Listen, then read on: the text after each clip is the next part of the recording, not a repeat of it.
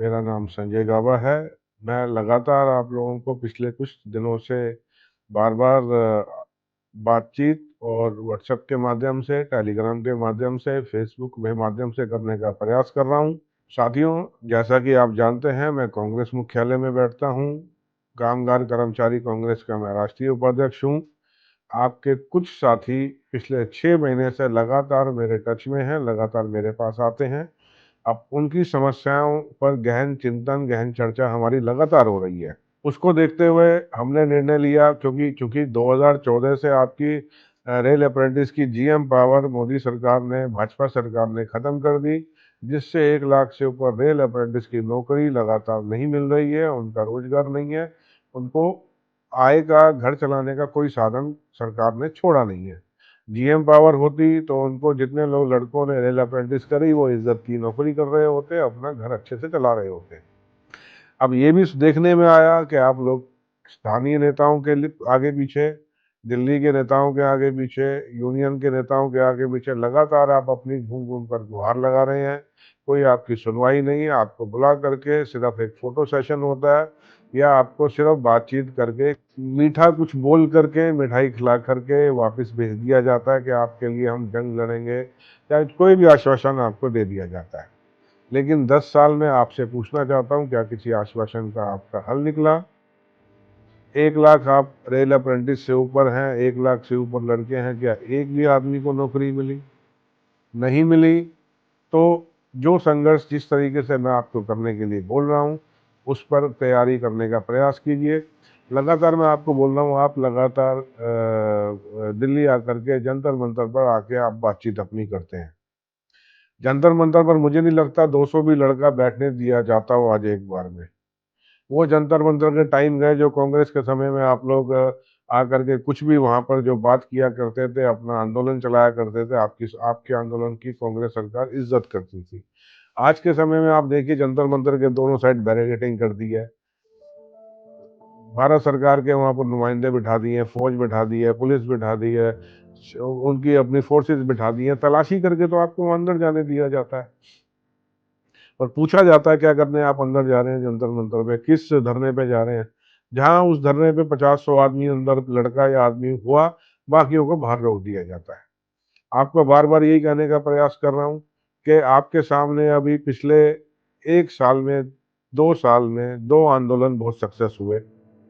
किसान आंदोलन, किसानों ने जो काले कानून नरेंद्र मोदी की सरकार लाई, किसानों ने एकदम दिल्ली को घेरा, एकदम दिल्ली के आसपास आकर के बैठ गए।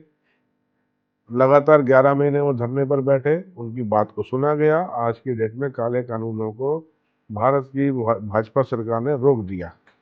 दूसरा, आपके सामने बात मैं लगातार कर रहा हूँ, ओल्ड पेंशन स्कीम की भी काफ़ी दिनों से, काफ़ी सालों से एक मुहिम चल रही है, और उस मुहिम का रिजल्ट ये निकला कि अभी मतलब 20, 25, 30 हज़ार लोग अभी आकर के बैठ गए थे रामलीला ग्राउंड में। तब सरकार ने इसको सीरियसली लिया, और आज के समय में हिंदुस्तान का एक एक नेता, चाहे किसी भी पार्टी का है, किसी भी दल का है, उसने पेंशन स्कीम के ऊपर बात करनी शुरू कर दी है। वो लोग आपस में समन्वय बैठा करके हर तरीके से जंग के लिए तैयार हैं, तो आप लोग क्यों नहीं हो सकते?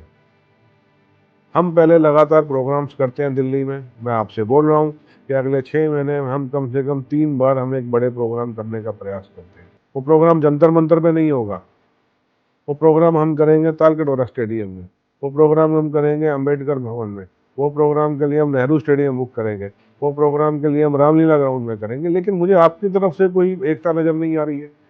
आपको मैं लगातार बात करने का प्रयास कर रहा हूँ कि मेरे को अपने नंबर्स दीजिए। मैंने अभी गूगल फॉर्म निकाला था, आपके 4,000 से ऊपर लड़कों ने उस पर एनलिस्ट किया, अपना नाम डाला, अपना नंबर डाला। अब 4,000 लड़कों को मैं 4 बार लगातार व्हाट्सएप मैसेज करा चुका हूँ एक एजेंसी के द्वारा। हमारा भी यहाँ पर पैसा खर्च होता है, सब अपनी तरफ से कर रहे हैं, और किसी का भी कोई रिप्लाई नहीं आता है।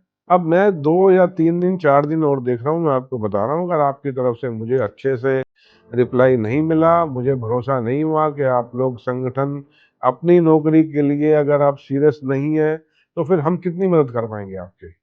आपके घर पे तो आके हम नौकरी नहीं दे पाएंगे। आपकी नौकरी के लिए आपको घर से निकल के अपने साथियों के साथ कंधे से कंधा मिलाकर तो लड़ना पड़ेगा ना जी। हम कम से कम अभी 2 बार 3 बार बड़े कार्यक्रम करते हैं, सरकार हमारी आवाज़ सुन ले। नहीं सुनेगी, फिर हम धरने की तरफ चलेंगे। मैं राहुल गांधी जी को भी आपके बीच लाने का प्रयास करूँगा।